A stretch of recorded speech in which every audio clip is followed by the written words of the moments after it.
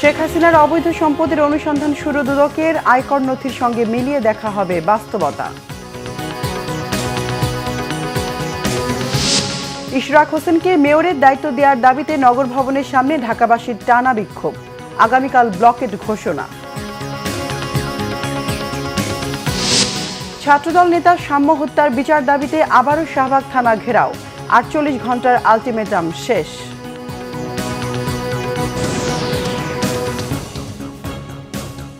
দেখছিলেন crown cement সংবাদ শিরোনাম, এবার বিস্তারিত। শেখ হাসিনার বিরুদ্ধে এবার অবৈধ সম্পদের অনুসন্ধান শুরু করেছে দুর্নীতি দমন কমিশন দুদক। সংস্থাটির উপপরিচালক মাসুদুর রহমানকে এই অনুসন্ধানের দায়িত্ব দেওয়া হয়েছে। দুদক জানায়, অনুসন্ধানকারী দল সম্পদ বিবরণীর নোটিশ জারি সহ শেখ হাসিনার স্থাবর অস্থাবর সম্পদের হিসাব খতিয়ে দেখবে। একই সঙ্গে তার আয়কর নথির সঙ্গে বাস্তবে তার সম্পদের হিসাব মেলাবে। এর আগে প্লট জালিয়াতি, বিদেশে অর্থ পাচার, প্রকল্পের অর্থ লুটপাটের একাধিক অনুসন্ধান শুরু করে দুদক। এরই মধ্যে পূর্বাঞ্চলে প্লট জালিয়াতির মামলায় চার্জশিট দাখিল করলে আদালত শেখ হাসিনার বিরুদ্ধে গ্রেফতারি পরোয়ানা জারি করেন। এছাড়া বিমানবন্দরে উন্নয়ন প্রকল্পের নামে লুটপাটের অভিযোগেও শেখ হাসিনার বিরুদ্ধে আরও একটি মামলা করতে যাচ্ছে সংস্থাটি। ইশরাক হোসেনকে ঢাকা দক্ষিণ সিটি মেয়রের দায়িত্ব বুঝিয়ে দেওয়ার দাবিতে সোমবার ব্লকেট কর্মসূচি ঘোষণা করা হয়েছে।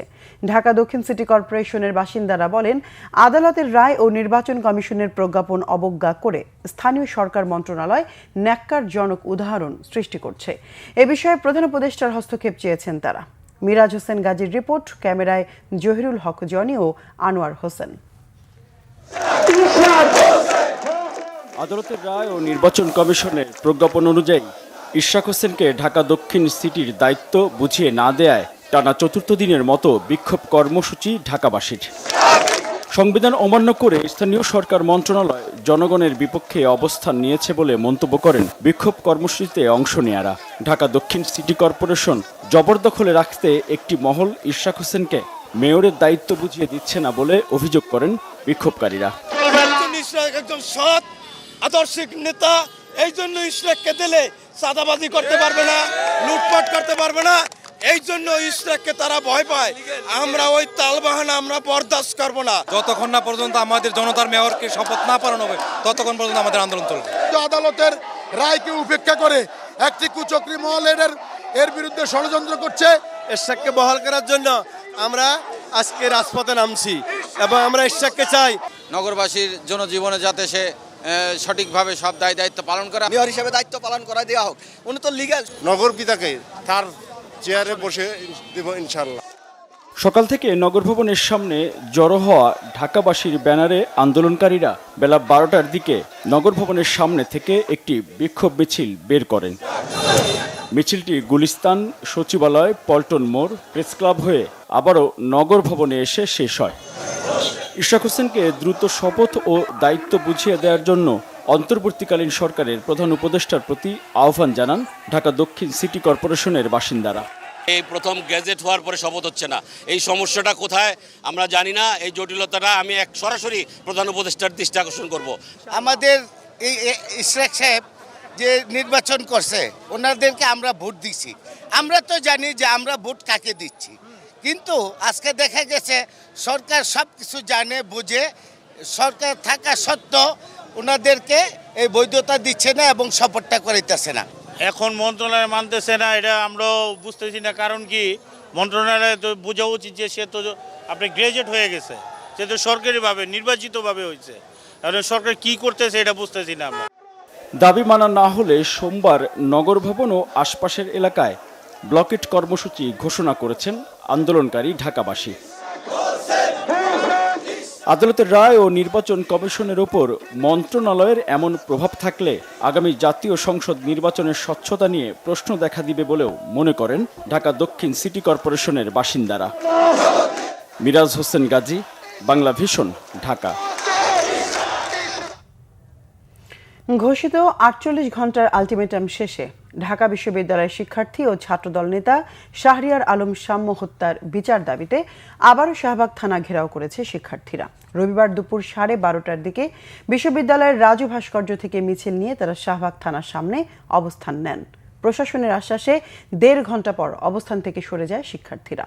খুনিদের গ্রেফতার নিয়ে আশঙ্কা সাম্যের ভাই সৈকতের। রিপোর্ট জিয়া খানের। 48 ঘন্টার আলটিমেটাম শেষে আবারও শাহবাগ থানা ঘেরাও করে ঢাকা বিশ্ববিদ্যালয় শিক্ষার্থীরা। পরে রমনা জোনের এডিসি মীর আসাদুজ্জামানের সাথে সাম্য হত্যার অগ্রগতি নিয়ে আলোচনায় বসেন শিক্ষক ও ছাত্র প্রতিনিধিরা। তারা বলেন, মামলার অগ্রগতির বিষয়ে কথা হয়েছে। 6 দিন শেষে যে ইন্টিগ্রেশন করে যা পাওয়া গেল, এর মধ্যে বাকি আসামিদেরও অ্যারেস্ট করার পর্যায়ে চলবে এবং এই 6 দিনের মধ্যে ওনারা আরও অগ্রগতি করতে পারবেন। তো এবং একই সাথে এই বিচারটা দ্রুত বিচার আদালতে দেওয়া হচ্ছে সেইটা, এবং একই সাথে আরেকটা হচ্ছে যে ডিবি টিমটাকে, ডিবি যে ইনভেস্টিগেশন টিম সেটাকে আরও অ্যাক্টিভ করা হচ্ছে। ডিবি প্যাসিভলি ছিল, এখন ডিবি এটাকে হয়তো আরও অ্যাক্টিভ থাকবে এবং আরও একটু খানিকটা টেক ওভার করবে। সুতরাং এগুলো আমাদের অগ্রগতি। প্রশাসনের আশ্বাসে আন্দোলন স্থগিত করেন শিক্ষার্থীরা। আসামির সংখ্যা বেড়েছে এবং এটাকে কি বলা হয়, রিমান্ড মঞ্জুর করা হয়েছে 6 দিনের, সেটা আজকে থেকে শুরু হয়েছে এবং 6 দিনের মধ্যে এই রিমান্ডের থেকে অনেক তথ্য বের হয়ে আসে। আমরা এখনো তাদেরকে প্রশাসনকে কাজ করার সুযোগ দিচ্ছি, কিন্তু এটা আমাদের দুর্বলতা নয়। আমরা যাতে সঠিকভাবে তদন্ত করতে পারে তার জন্য তাদেরকে আমরা এই পর্যাপ্ত সময় দিচ্ছি।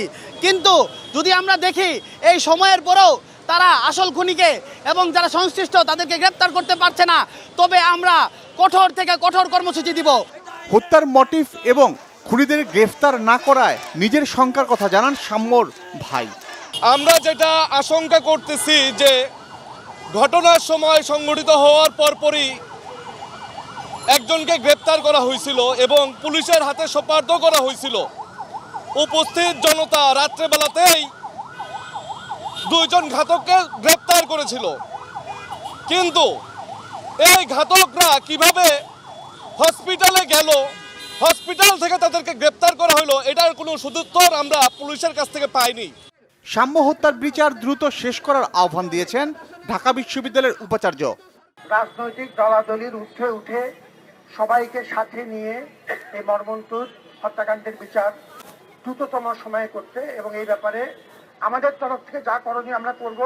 মঙ্গলবার রাতে সোহরাওয়ার্দী উদ্যানের মুক্তমঞ্চের পাশে দুর্বৃত্তের ছুরিকাঘাতে হত্যা করা হয় শাহরিয়ার আলম সাম্যকে। জিয়া খান, বাংলা ভিশন, ঢাকা। এখন পর্যন্ত নির্বাচনের স্পষ্ট রোডম্যাপ ঘোষণা না হওয়ায় রাজনৈতিক দলগুলোর মধ্যে অস্থিরতা তৈরি হয়েছে বলে মন্তব্য করেছেন জামাত ইসলামের নায়েবে আমির ডাক্তার আব্দুল্লাহ মোহাম্মদ তাহের। আর ঐকমত্য কমিশনের সহসভাপতি ডক্টর আলী রিয়াজ বলেছেন, আগামী 2-1 দিনের মধ্যে রাজনৈতিক দলগুলোর সাথে প্রথম পর্যায়ের আলোচনা শেষ করে দ্বিতীয় পর্যায়ের আলোচনা শুরু করবে কমিশন।